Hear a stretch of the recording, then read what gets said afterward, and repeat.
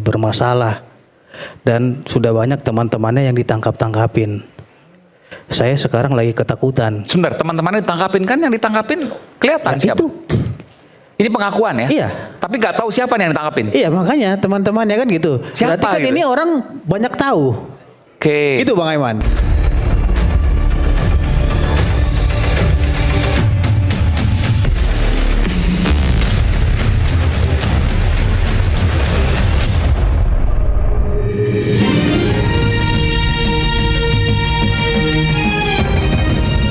Disiarkan langsung dari studio MNC Conference Hall iNews Tower Jakarta. Inilah Rakyat Bersuara bersama Aiman Wicaksono.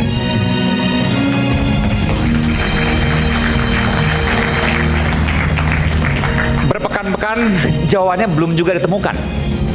Sebelumnya ada emas dan uang ratusan miliar rupiah. Dan terakhir ada kematian orang dekat ex-Jampitsus Kejaksaan Agung Febri Adriansyah Sutrimo.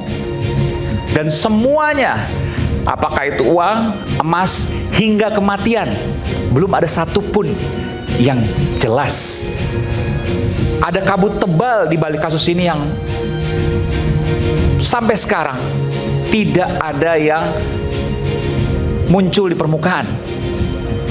Tapi di sisi lain, ex-Jampitsus Febri Adriansyah menyatakan bahwa ia merasa dikriminalisasi. Benarkah demikian? Dan pemirsa dimanapun berada, termasuk juga di studio Rakyat Bersuara hari ini, inilah Rakyat Bersuara. Saya akan panggilkan narasumber istimewa saya pada malam hari ini, pengacara ex-Jampitsus Febri Adriansyah, Profesor Firman Wijaya, masih dalam perjalanan, beberapa menit lagi akan tiba di sini, sudah dekat. Ketua Indonesia Police Watch, Bung Sugeng Teguh Santoso. Selamat malam, Bung Sugeng. Biasanya sebelah kanan, sekarang sebelah kiri. Mana? Sebelah kiri, betul, sebelah kiri saya. Tapi sebelah kanan layar. Pimpinan KPK periode 2015-2019, Bung Saud Situmorang. Selamat malam, Bung Saud.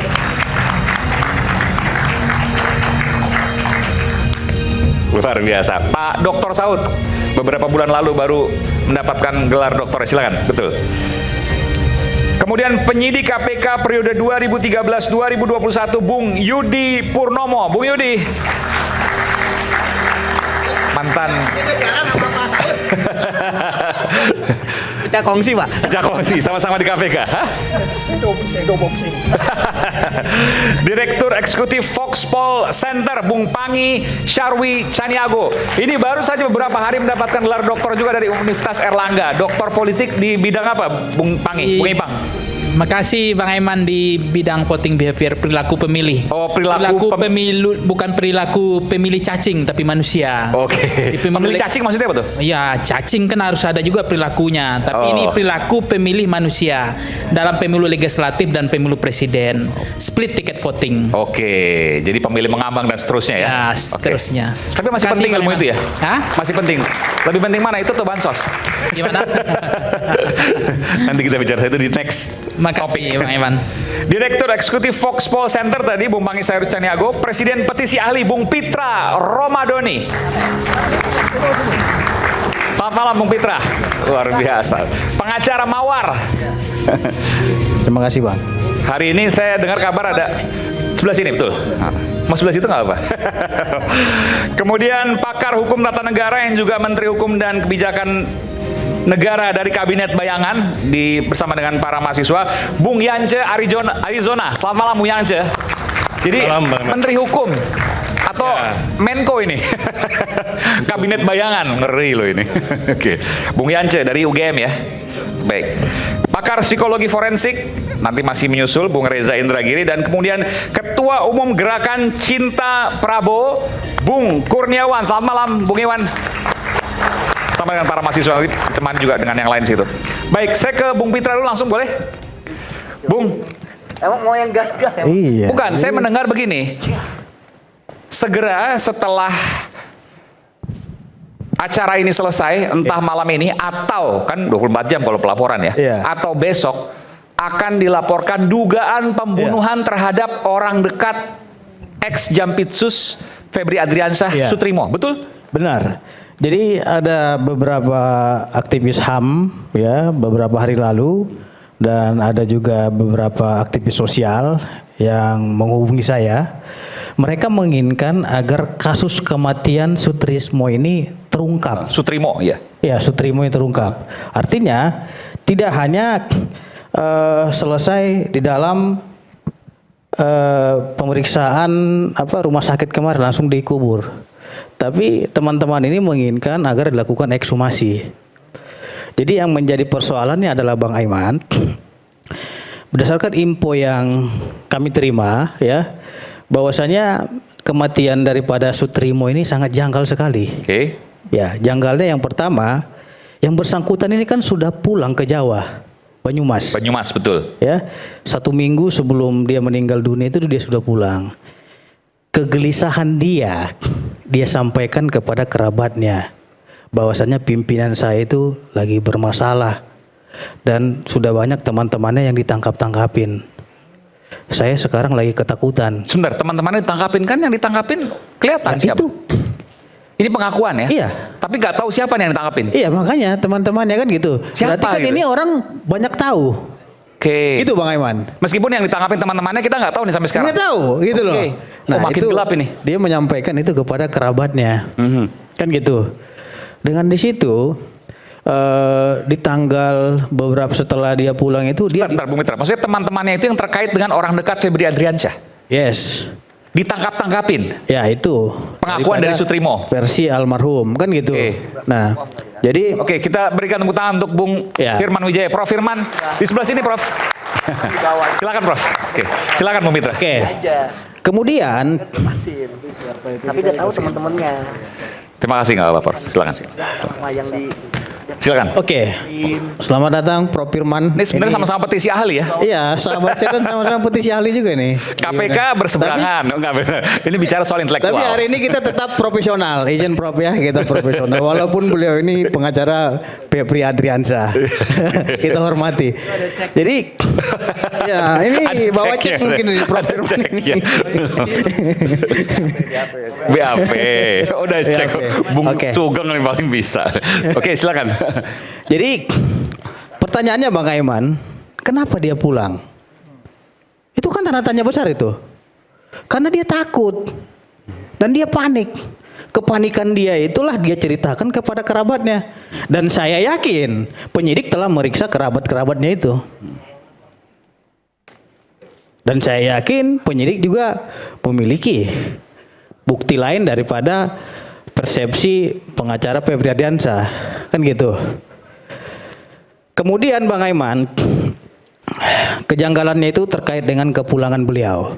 Itu perlu kita tanya, kenapa dia pulang? Dan dia pulang itu setelah dilakukan penggeledahan loh. Ya. Jadi setelah dia pulang, ada orang yang menghubungi yang bersangkutan ini. Diberikanlah uang 5 juta. agar Setelah dia pulang balik. di Banyumas berarti ya? Iya, suruh balik Oke. Suruh balik ke Jakarta. ke Jakarta. Dikasih 5 juta ongkos. Iya. Jadi karena dia memang sebagai karumga ya dia memiliki kewajiban juga sebagai kepala rumah tangga yang bersangkutan, dia balik nih. Pertanyaannya, ketika dia balik itu siapa yang menemani dia di dalam mobil? Satu itu. Oke. Terus yang kedua, apa saja yang dia minum dan konsumsi selama dalam perjalanan? Berapa lama setelah sampai Jakarta dia meninggal? Ya kita bisa hitung aja dari Banyumas ke Jakarta berapa jam? Sekitar mungkin 7 jam, 8 jam. Oke, 7 jam. Kemudian di tanggal 23 jam 8 pagi di depan bangunan kosong tersebut dia sudah tergeletak di situ. Di Jakarta ini ya? Iya. Jakarta, oke. Yang klinik Morden Diduga di itu. Jakarta.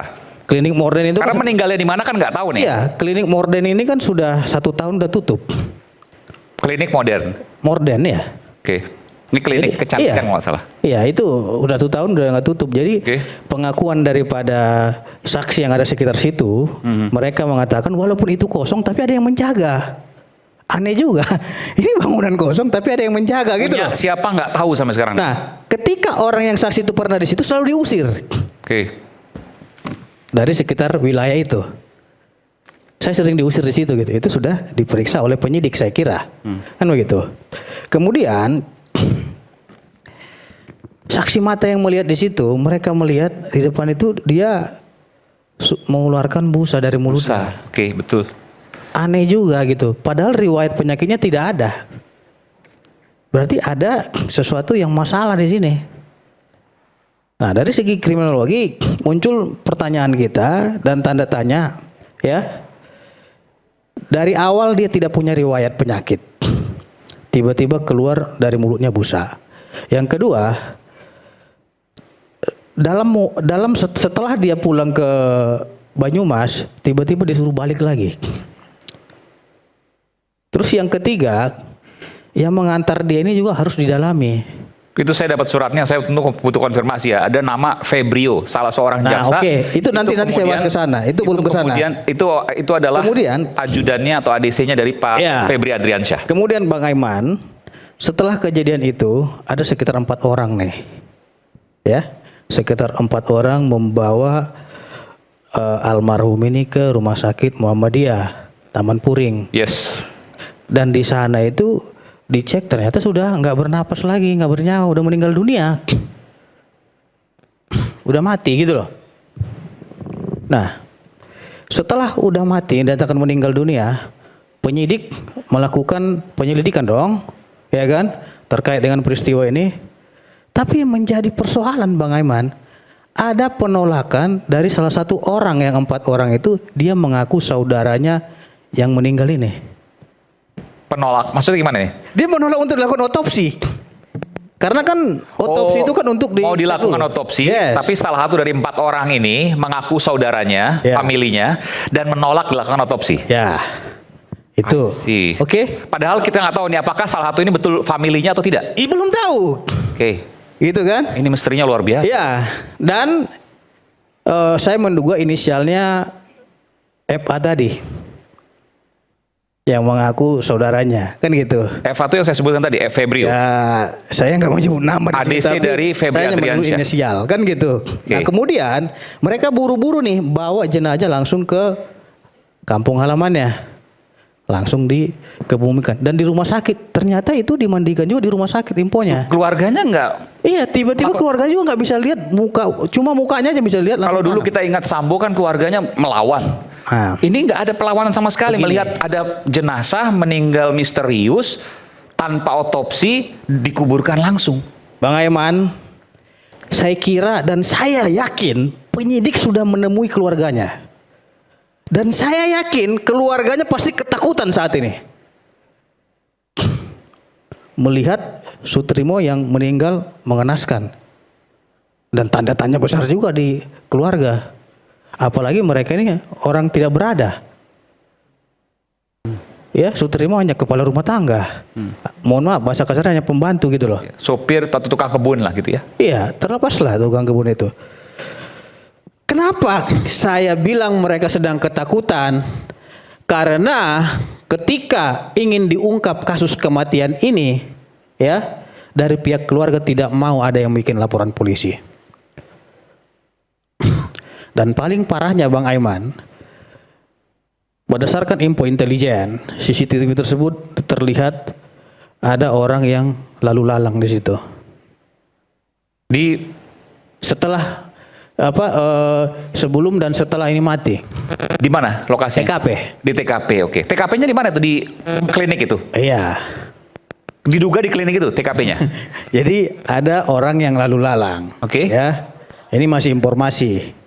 Jadi kita melihat peristiwa ini sangat janggal sekali. Yang pertama, kalau seumpama ini sudah dikubur Bang Aiman, tentu kan harus diekshumasi dong. Kecuali dia belum dikubur langsung diotopsi. Penyidik bisa melakukan itu. Tapi kalau memang sudah dikubur, tentu untuk membongkar kuburannya harus izin juga dengan keluarganya. Makin rumit lagi polisi kan gitu. Pertanyaannya juga kenapa kemudian ini sepi sekali. Beda dengan kasus Brigadir Joshua waktu itu. Pertanyaannya kenapa ini sepi sekali? Ini boleh saya katakan kalau memang ini benar dugaan ada yang ke sana. Kan betul. Ajudan yang dibunuh. Kalau ini Karungga yang dibunuh. Ada dugaan ke sana. Karena baru rakyat bersuara yang menyorot kasus kematian ini. Gitu loh. Dan rakyat bersuara yang paling berani menyorot kematian itu. Dan ini masih tanda tanya besar. Makanya teman-teman aktivis dan pejuang HAM ingin melaporkan kasus ini ke Mabes Polri dan Polda Metro Jaya. Dan Anda menjadi pengacara bersama teman-teman yang lain. Itu. Karena apa? Karena aktivis menilai ketidakberanian daripada keluarga ini harus hadir sebagai pejuang HAM untuk mengungkap kasus ini. Kalau kita menunggu nggak bisa, Bang Aiman. Kita nggak tahu mereka ini tertekan atau seperti apa. Kita nggak tahu mereka ini diancam mau dibunuh atau seperti kita nggak tahu itu. Tapi yang jelas misteri ini sangat janggal sekali dan ini tidak disorot oleh media baru iNews TV untuk mendalami ini gitu loh. Makanya saya kalau mendapatkan informasi intelijen ini saya merinding juga melihatnya gitu loh.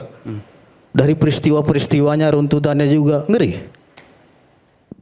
Oke. Kalau penyidik terlalu maju untuk melakukan contohnya bongkar ini, nanti dikira wah ini jangan-jangan karena benci nih sama ini. Tanggapannya polisi kayaknya polisi versus jaksa gitu. Jangan, no. Jadi kita menginginkan keluarga korban ini untuk segera membuat laporan polisi. Atau setidaknya kalau saya sebagai jaksa agung ya, saya akan buat laporan polisi untuk mengungkap tabir ini.